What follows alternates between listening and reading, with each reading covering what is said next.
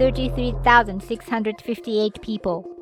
This is the number of people who have defected from North to South Korea. It is estimated that there are hundreds of thousands of people who escaped from North Korea all over the world. However, the exact number is still unknown. My name is Yan Suki. I am 10 years old. I lived in North Korea with my mother, father, and 4-year-old brother. I was born in a poor, rural area of North Pyongyang province and have struggled with poverty since I was young. Mother, I'm hungry. Suki, I'm sorry. We don't have anything today. We ate rats and snakes, even bugs.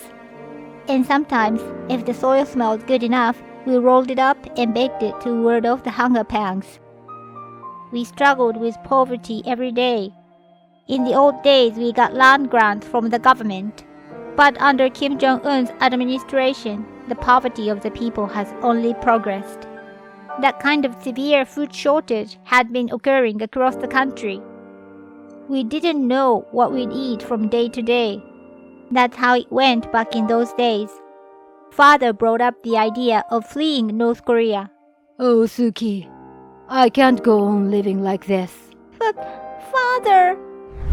I felt horrified at the look in my father's eyes and trembled at the sound of the word defector. Is that so? But if he failed?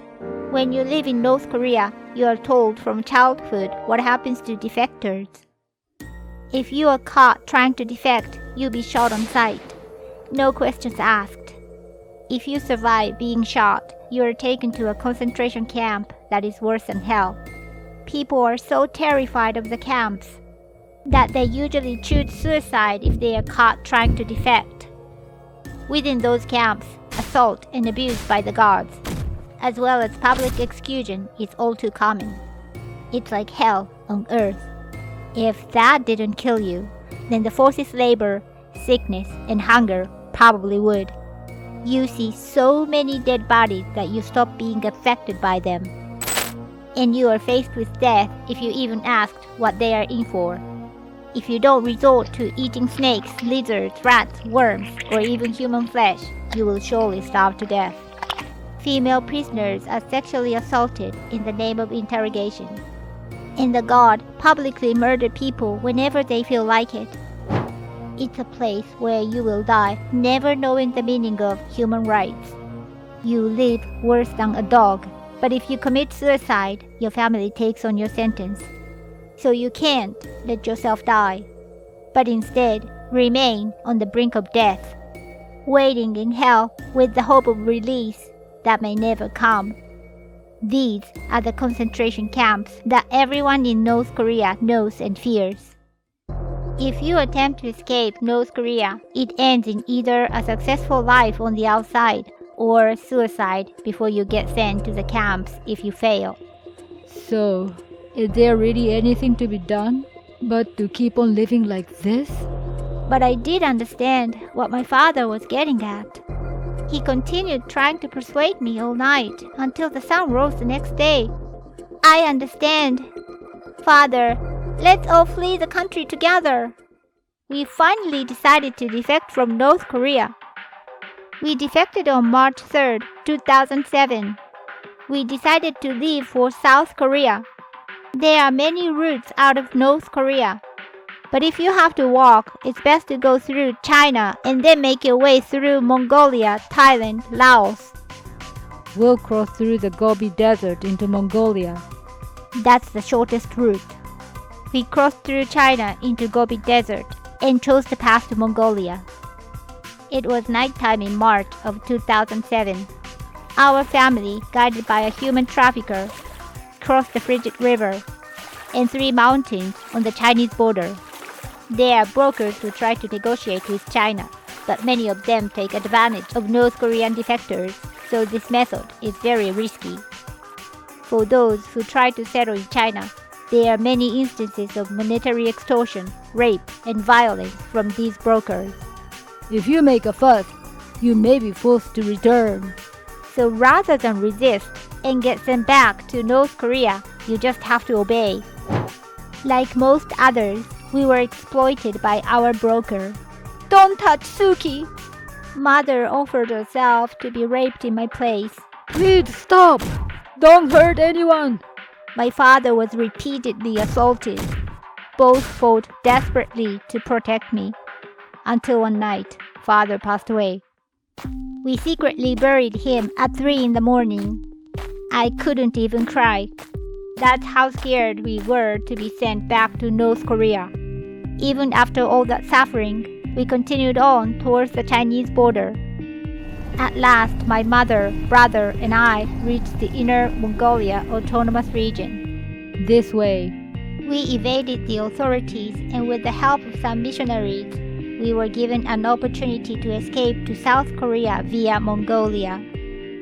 In February of 2009, we made our way from the Inner Mongolia Autonomous Region into the Gobi Desert. In midwinter, the Gobi Desert is minus 30 degrees Celsius. In January and February, it can reach temperatures of minus 40 Celsius or worse. It is a harsh place where many die of cold and starvation. However, it is still best to cross during the midwinter because there is less security. This is where we chose to cross. It was a difficult journey. When we crossed the border, we were concerned about the unending desert in front of us. We were all weak and debilitated, especially my little brother, who was too feeble to speak. I feared that he might die. Will I still end up losing my family? Maybe it's impossible to escape North Korea. While groped by this feeling, I hung this instruction sheet prepared in Inner Mongolia around my neck. On the instructions, written in Mongolian, it said, "I am from North Korea. Please hand me over to the South Korean consulate." We were to show it to the Mongolian border forces. We kept walking for a while, filled with despair, and I didn't have the energy to talk anymore when we saw a car far off in the distance. Had they noticed that we were defectors? As we didn't have the strength to run away, we continued listlessly. Suddenly, I realized that we are already over the border. In that moment, I shouted loudly, holding my instruction card up. I shouted desperately, "Over here! Help us!" I kept calling out to them. They quickly noticed and came to help us. Fortunately, they were Mongolian border security. My little brother, who was dangerously ill, was sent for medical treatment. They managed to save his life. Suki. Mother, we finally. Yes, we have finally arrived. At last, we had reached Mongolia. When they took us to the South Korean embassy, they conducted background checks, and we were asked to choose from a list of countries willing to accept us. We want to go to South Korea. South Korea, huh? In April 2009, the two of us were sent to Genghis Khan Airport. Good to go. They let us fly to South Korea. The moment we arrived in South Korea, I was surprised at how different it was from our homeland in North Korea. People sang what they wanted, said what they wanted, wore what they wanted, and were allowed to think what they wanted. This is what we came for. I had heard the word freedom before, but didn't know what it meant. Looking out at such a sight, I started crying without realizing. Upon arriving in South Korea, I spent 2 months at the Hana Facility, North Korean Defector Resettlement Support Office. They teach you how to shop at a supermarket, use a smartphone, the basics of a free economy, and provide social education and vocational training. You can also get counseling and, most importantly, get registered as a South Korean citizen.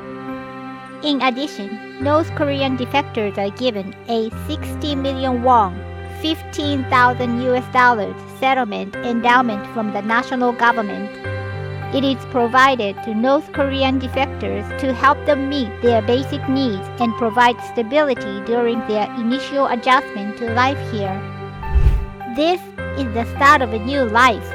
We North Korean defectors will face tough societal barriers in this new land. You need at least a high school diploma to get a decent job. Everything I've learned in North Korea is practically useless. There is discrimination in education, employment, and language. We have a lot of challenges to face in the future. Even so, I vow to face them and not fail. For my father, who never made it here and died never knowing the meaning of freedom or human rights. I want to help rescue other people that are still suffering in North Korea. Thanks for watching. Please like and subscribe. This YouTube channel introduces stories of various genres, including shocking news and unsolved cases from around the world, the biography of great men, mysterious stories from Asia, and more, all in the form of comics. You'll find plenty of content that appeals to your intellectual curiosity.